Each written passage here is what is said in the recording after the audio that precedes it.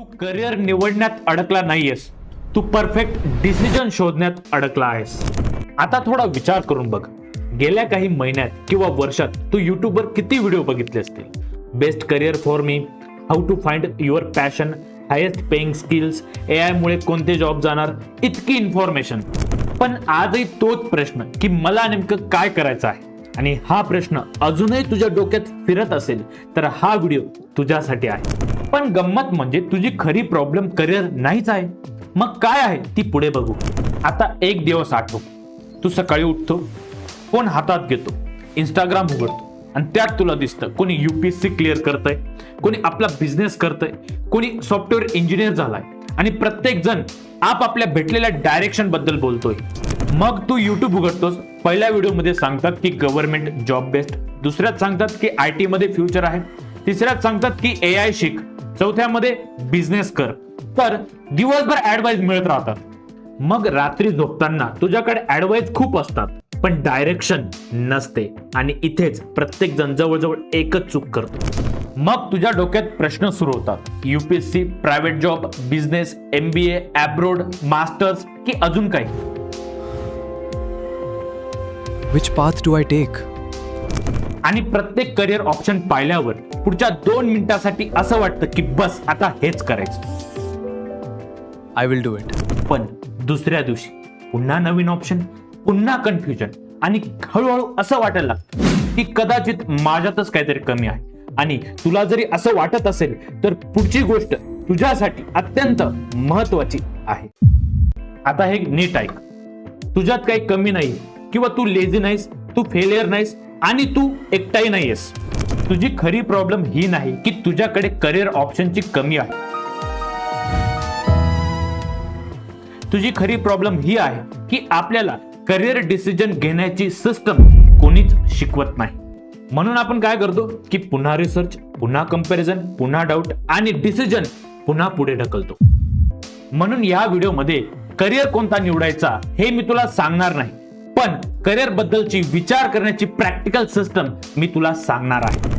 पण त्याआधी एक गोष्ट समजून घेऊया की इतके इंटेलिजंट लोक सुद्धा करिअर बद्दल कन्फ्यूज का असतात. कारण प्रॉब्लेम तुझ्यात नाहीये, प्रॉब्लेम आहे आजचं एन्व्हायरमेंट.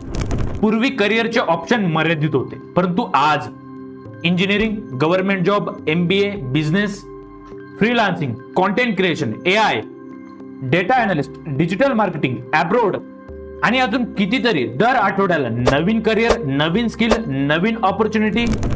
पहिल्यांदा ऐकायला हे खूप एक्साइटिंग वाटतं, परंतु जेव्हा करिअरचे ऑप्शन जास्त होत जातात तेव्हा करिअर डिसिजन घेणे खूप कठीण होत जातं. आणि यालाच सायकोलॉजी मध्ये म्हणतात चॉईस ओव्हरलोड. जास्त ऑप्शन म्हणजे जास्त कंपॅरिझन, जास्त कंपॅरिझन म्हणजे जास्त कन्फ्युजन आणि जास्त कन्फ्युजन म्हणजे नो डिसिजन. पण हा फक्त अर्धा भाग आहे. खरा अडथळा बाहेर नाही, तो आपल्या विचार करण्याच्या पद्धतीत आहे. आता दुसरं कारण आणि कदाचित सगळ्यात मोठं कारण, आता आपल्याला करिअर निवडण्याची भीती नसते, आपल्याला चुकीचं करिअर निवडण्याची भीती असते. आपण आपल्या मनात आधीच एक स्टोरी निर्माण केलेली असते. स्टोरी अशी आहे की जर डिसिजन चुकीचा घेतला तर आपले 2-3 वर्ष वाया जातील, लोक काय म्हणतील, पुन्हा सुरुवात करावी लागेल. म्हणून आपला ब्रेन काय करतो, सेफ ऑप्शन चूज करतो. तो काय करतो, डिसिजन घेण्याऐवजी डिसिजन पुढे ढकलतो. आपल्याला काय वाटतं की आणखी थोडी माहिती मिळाली की मग डिसिजन घेईल, पण तो आणखी थोडा वेळ कधीच संपत नाही. आता हे तिसरं कारण ऐक, कारण की हे कारण प्रत्येक जण रोज एक्सपिरियन्स करत असतो. तू कधी नोटीस केलंय की तुझा कॉन्फिडन्स हा स्वतःला पाहून कमी होत नाही, तो इतरांना पाहून कमी होत असतो. इंस्टाग्रामवर, लिंक्डइनवर, व्हॉट्सअप स्टेटसवर कोणी ऑफर लेटर टाकतंय, कोणी बिझनेस सुरू करतंय, कोणी फॉरेनला जातंय आणि न कळत तुझा ब्रेन विचार करायला लागतो की सगळे पुढे जात आहेत आणि मीच मागे राहिलो. पण रियालिटी काय माहितीये, तू त्यांचा रिझल्ट पाहतो आहे पण तुझी सुरुवात त्यांच्याशी कम्पेअर करतोय आणि हे कंपॅरिझन कधीच फेअर नसते. आणि या सगळ्यांमध्ये सर्वात मोठा एक गैरसमज आहे आणि तो जर तुटला तर करिअर बद्दलची तुझी विचार करण्याची पद्धत बदलू शकते. आपण सगळे एकाच गोष्टीची वाट पाहत राहतो आणि ती म्हणजे क्लॅरिटी. आपल्याला असं वाटतं की एक दिवस अचानक सर्व काही क्लिअर होईल आणि मग मी ऍक्शन घेईन. पण रियालिटी अगदी उलटी आहे. पहिले ऍक्शन, मग experience, then learning and then हळूहळू क्लॅरिटी येते. आणि म्हणून क्लॅरिटी वेटिंगने मिळत नाही, ती बिल्ड करावी लागते.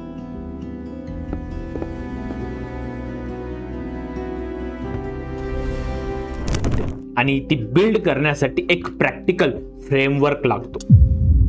आता प्रश्न आहे की करिअर क्लॅरिटी बिल्ड करायची कशी?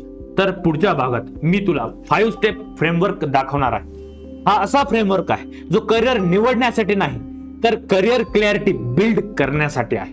आतापर्यंत आपण 4 महत्वाच्या गोष्टी समजून घेतल्या. पहिली, ऑप्शन जास्त असले तर कन्फ्युजन वाढू शकतो. दुसरी, आपल्याला करिअर पेक्षा रॉंग डिसिजनची जास्त भीती वाटते. तिसरी, कंपॅरिझन आपल्या कॉन्फिडन्सला कमी करतो. आणि चौथी, क्लॅरिटी आधी मिळत नाही, ती ऍक्शन नंतर तयार होते. आता पुढचा भाग हा संपूर्ण व्हिडिओचा सर्वात प्रॅक्टिकल भाग आहे. आतापर्यंत आपण प्रॉब्लेम समजून घेतली, आता आपण सोल्युशन बद्दल बोलूया. पण मी तुला येथे बेस्ट करिअर सांगणार नाही, कारण तुझ्यासाठी बेस्ट करिअर मी शोधू शकत नाही आणि इंटरनेट पण नाही. पण मी तुला एक सिस्टम नक्की देऊ शकतो ज्यामुळे तू स्वतःसाठी योग्य डायरेक्शन शोधू शकशील. आणि मी याला म्हणतो करिअर क्लॅरिटी 5 स्टेप फ्रेमवर्क. ही फ्रेमवर्क खूप सोपी आहे. पहिल्यांदा ऐकायला तुला खूप साधी वाटेल, परंतु ही प्रोसेस जर तू प्रामाणिकपणे फॉलो केली तर करिअर बद्दल डिसिजन घेण्याची तुझी पद्धत कायमची बदलू शकते. चला प्रत्येक स्टेप समजून घेऊया. आणि पहिली स्टेप इतकी सिंपल आहे की बहुतेक लोक तिच्याकडे दुर्लक्ष करतात, परंतु इथूनच कन्फ्युजन स्टार्ट होते. Step 1, curiosity. पण इथे क्युरिओसिटी करिअर बद्दल नाही, तर स्वतःबद्दल. स्वतःला प्रश्न विचारायला सुरुवात कर की मला खरंच कोणतं काम करायला आवडतं? लोकांसोबत काम करायला आवडतं की एकटं? प्रॉब्लेम सॉल्व्हिंग आवडते की क्रिएटिव्ह काम? मला स्टॅबिलिटी महत्वाची वाटते की फ्रीडम? आता हे प्रश्न गुगल किंवा ChatGPT ला विचारायचे नाहीत, स्वतःला विचारायचे आहेत. कारण स्वतःबद्दल जर तुला माहिती नसेल तर करिअर कसं निवडणार?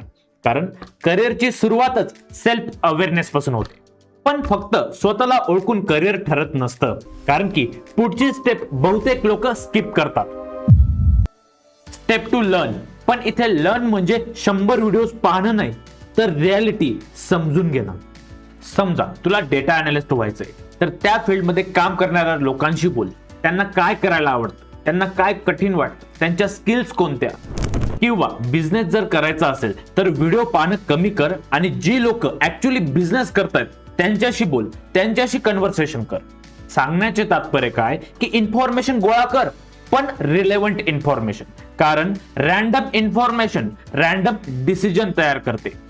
या करिअर क्लॅरिटीच्या जर्नीमध्ये आतापर्यंत आपण 2 स्टेप शिकलो. पहिली म्हणजे क्युरिओसिटी, स्वतःला समजून घेणं, आणि दुसरी म्हणजे लर्न, करिअर बद्दल रियालिटी समजून घेणं. आता इथपर्यंत सगळं काही ठीक आहे, परंतु पुढची स्टेप अशी आहे जिथे करिअर क्लॅरिटी खरंच तयार व्हायला लागते. परंतु बहुतेक लोक ती स्टेप घेतच नाही. आता येते सगळ्यात इम्पॉर्टंट स्टेप 3, अप्लाय. आता इथपर्यंत बहुतेक लोक येतात, परंतु इथेच थांबतात.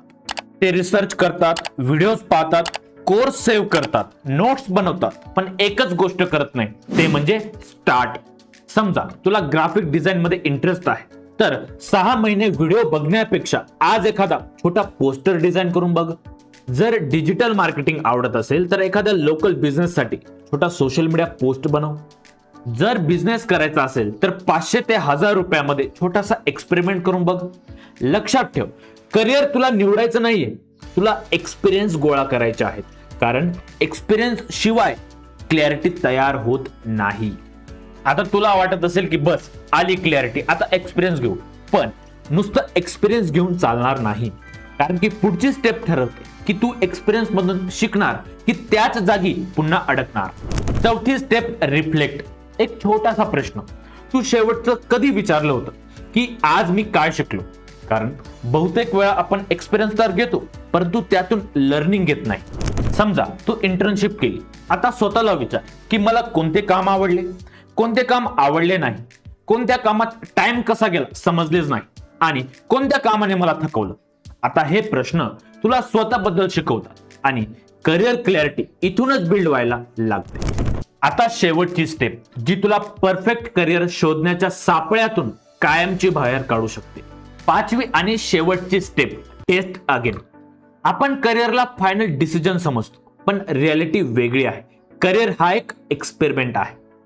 समजा तू एक स्किल शिकली आणि ती तुला आवडली नाही, तर याचा अर्थ तू फेल झाला का? नाही. याचा अर्थ तुला स्वतःबद्दल एक नवीन गोष्ट समजली, बस.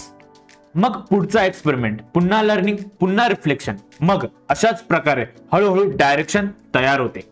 लक्षात ठेव, करिअर क्लॅरिटी एका दिवसात मिळत नाही.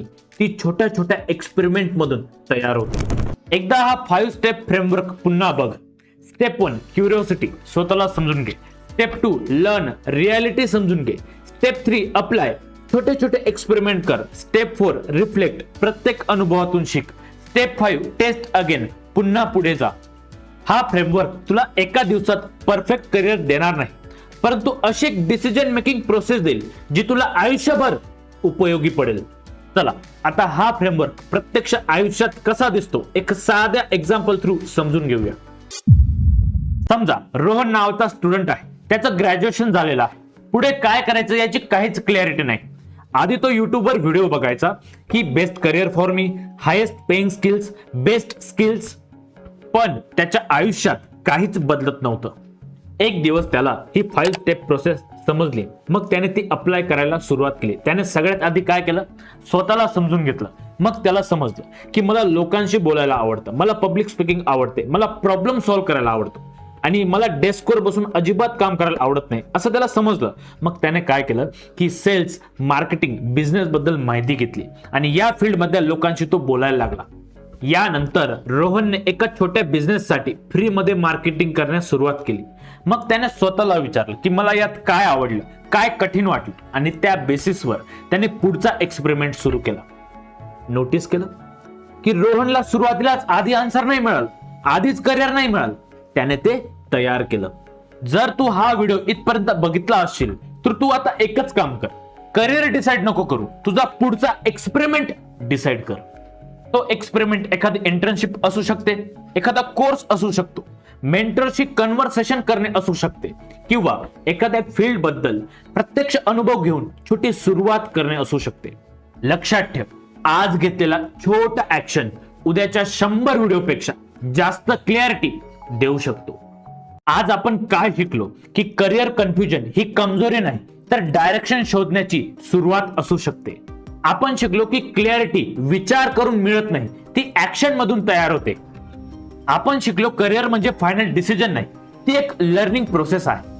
आणि आपण एक 5 स्टेप फ्रेमवर्क बघितला. Step 1 curiosity, step 2 learn, step 3 apply, step 4 reflect and step 5 test again.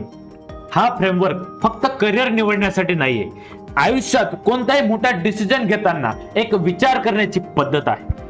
हा व्हिडिओ बघितल्यानंतर तू तुझा पुढचा एक्सपेरिमेंट ठरवला असशील तर कमेंट मध्ये नक्की लिही माझा पुढचा एक्सपेरिमेंट, आणि खरं सांग मला ते वाचायला आवडेल. आणि अशाच practical life skills, decision making skills, communication, career, personal growth बद्दलचे व्हिडिओ बघायचे असतील, स्वतःच्या जीवनामध्ये बदल घडवायचा असेल तर याच्या स्किल्स अकॅडमीला सबस्क्राईब कर. आपण पुन्हा भेटूया पुढच्या व्हिडिओमध्ये.